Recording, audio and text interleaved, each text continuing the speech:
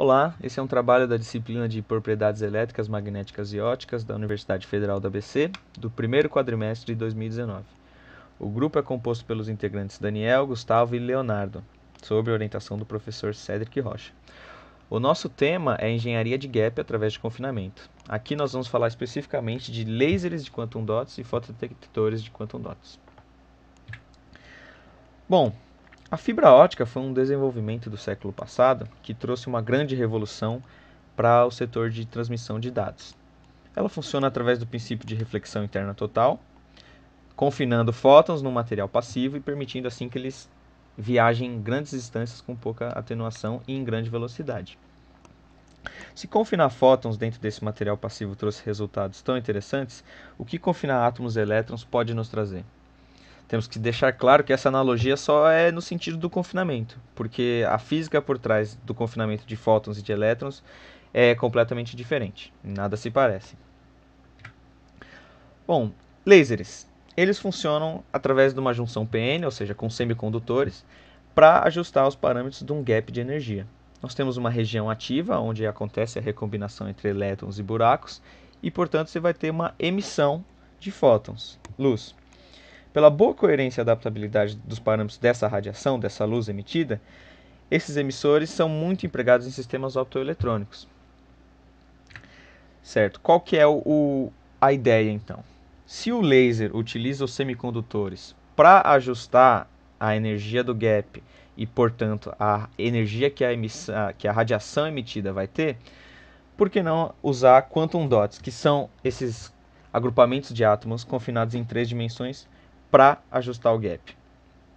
Conceitos e protótipos disso já foram construídos. O que são quantum dots? Bom, essencialmente são agrupamentos de átomos de dimensão de algumas centenas de angstroms no máximo. Eles se comportam como um átomo artificial. A sua estrutura eletrônica se comporta como a de um átomo artificial, o que é totalmente diferente de um sólido cristalino. E nós vamos discutir mais à frente o porquê. É justamente esse confinamento quântico e a quantidade diminuta de átomos que faz um quantum dot ser diferente de um átomo de hidrogênio, por exemplo, e também ser diferente de um sólido cristalino. E nós vamos ver nos próximos slides como essa diferença pode ser aproveitada para fazer uma engenharia de gap. Aqui está o conceito, e no caso nós temos até uma microscopia eletrônica de transmissão do que seria esse dispositivo. A ideia seria depositar esses quantum dots na região ativa dos lasers e dos fotodetectores. Eles agiriam, portanto, como impurezas altamente concentradas nessa região.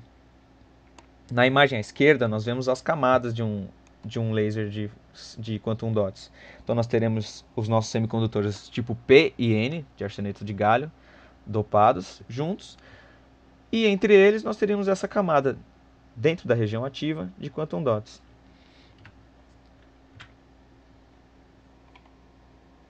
Certo, mas vamos fazer antes uma revisão rápida de física quântica.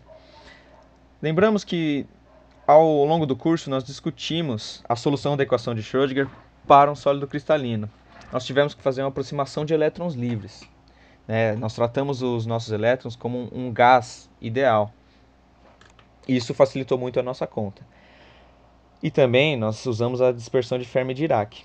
Só que quando esse cristal tem um tamanho compatível com o comprimento de onda de de Broglie, que na temperatura ambiente é de aproximadamente 6 nanômetros, como calculado abaixo, os nossos elétrons já não estão mais livres. Nós não podemos tratar eles como um gás ideal de elétrons.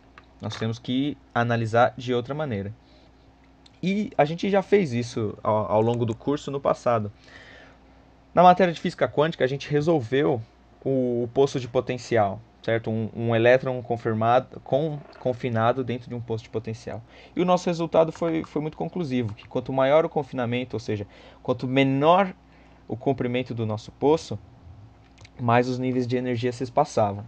Se a gente resolver depois a equação de Schrödinger para a nossa nanoestrutura, nosso quantum dot, nós vamos ver que esse resultado se reproduz, que é justamente o resultado do poço potencial.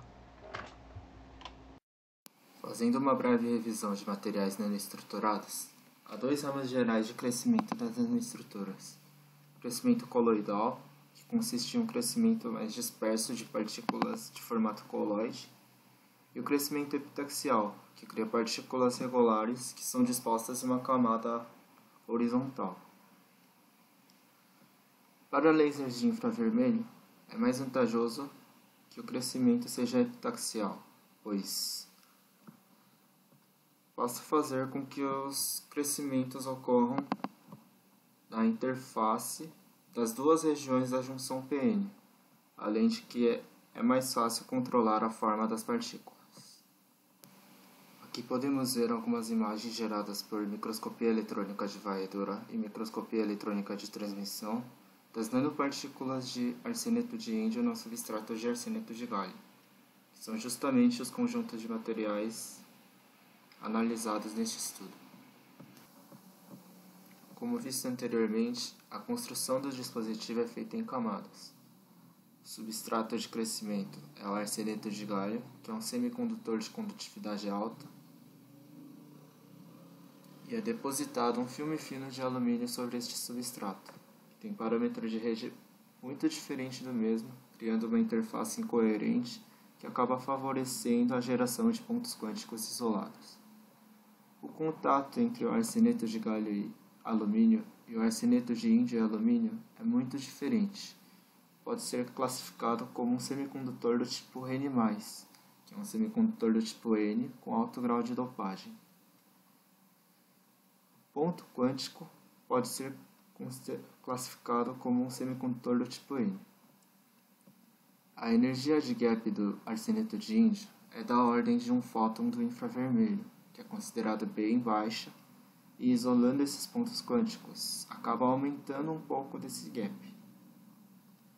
Existem algumas técnicas empregadas para este tipo de crescimento, que são a epitaxia de feixe molecular, a epitaxia de feixe químico, o CVD e a técnica de Stransky-Krastanov, sendo essa última a técnica que será abordada neste estudo. Agora podemos ver o modo de crescimento de Stransky-Krastanov, sendo que a região inferior das estruturas representadas é o arseneto de galho e é formada uma camada de molhamento de arseneto de índio, e conforme vai depositando mais moléculas, chega a um limite em que começam a se formar os quantum dots. Os níveis energéticos desses quantum dots vêm da solução da equação de Schrödinger dos mesmos, que são funções de onda dependentes do espaço e do tempo. Portanto, a geometria e a dimensão dessas partículas têm forte influência nos níveis energéticos delas. O ideal é que estes quantum dots possam ser modelados como uma estrutura periódica, assim como os sólidos cristalinos, que garantiria a uniformidade na emissão e aumentaria a intensidade da mesma.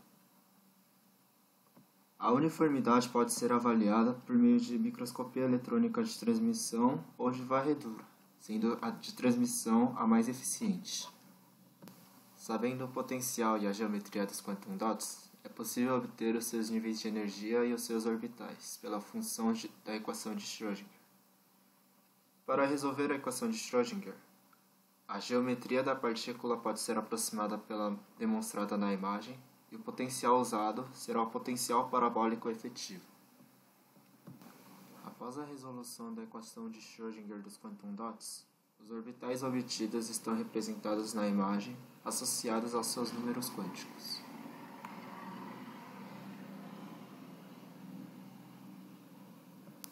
E a estrutura de bandas obtida está representada nesta imagem, havendo degenerescência nos estados, que está representado no lado esquerdo da imagem. Também é possível observar que a energia entre os estados é relativamente regular. Para se obter uma distribuição homogênea de quantum dots com níveis de energia previstos, deve-se controlar alguns parâmetros: a temperatura do substrato de crescimento, a quantidade de material depositado, a taxa de crescimento, a pressão do elemento grupo 5, considerando um semicondutor do tipo 3,5, e uma técnica de Idiot Flush na formação do gap do quantum dot. Temperaturas maiores significam energias cinéticas maiores, e não ter isso sob controle pode prejudicar o nosso processo. Obviamente, a quantidade de material e a taxa de crescimento importam bastante para o tamanho e geometria das partículas.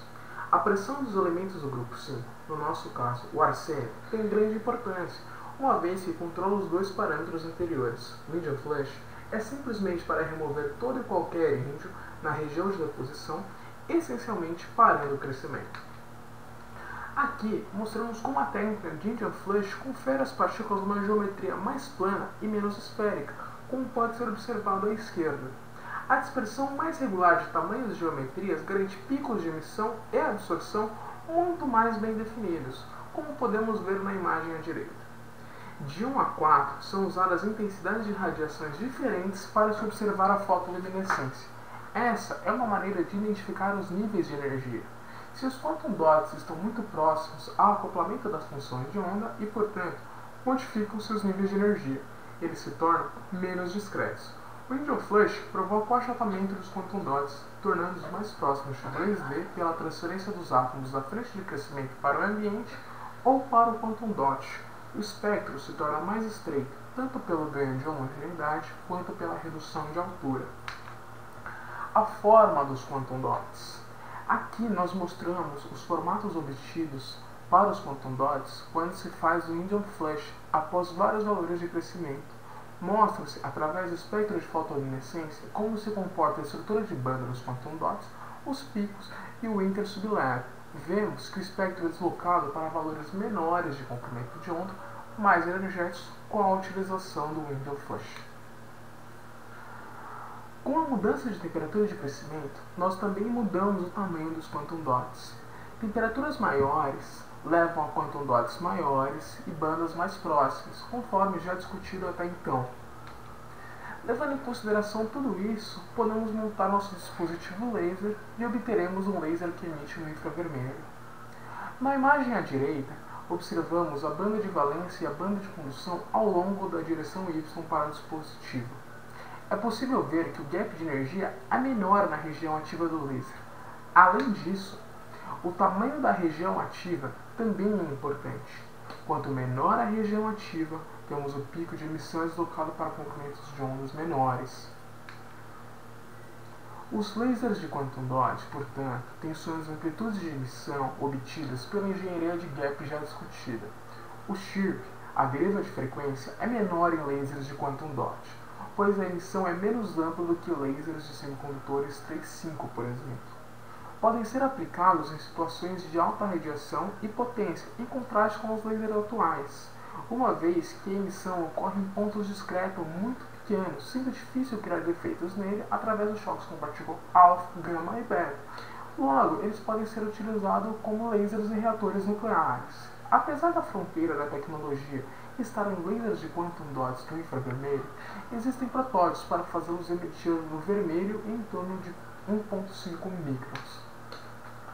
Fotodetectores também têm sua aplicação com quantum dots.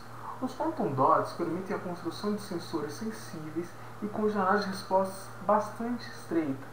Ao usar quantum dots no lugar de pulsos quânticos, unir-se com menores correntes de escuro e janelas de respostas dentro do infravermelho e do visível. Pulsos quânticos correspondem à radiação paralela por causa da construção do sistema. Só a interação elétron-fóton se o fóton está perpendicular ao posto, de forma que um campo eletrostático é paralelo à função de onda estacionária. Agora, a construção dos nossos fotodetectores se baseia em centros ativos de um arseneto de alumínio-galho com quantum dots de arseneto de índio, isolados por camadas de arseneto de galho e postos entre camadas tipo N e tipo P. As camadas tipo N e tipo P fornecem aos portadores de carga para a inversão populacional. O controle da janela de detecção e a sensibilidade é feita controlando-se a densidade e forma dos quantum dots com o fluxo molecular, o tamanho e o material das camadas de separação e temperatura de tratamento. É possível dispersões de tamanhos quantum dots bastante estreitas, mesmo em dispositivos com dezenas de camadas.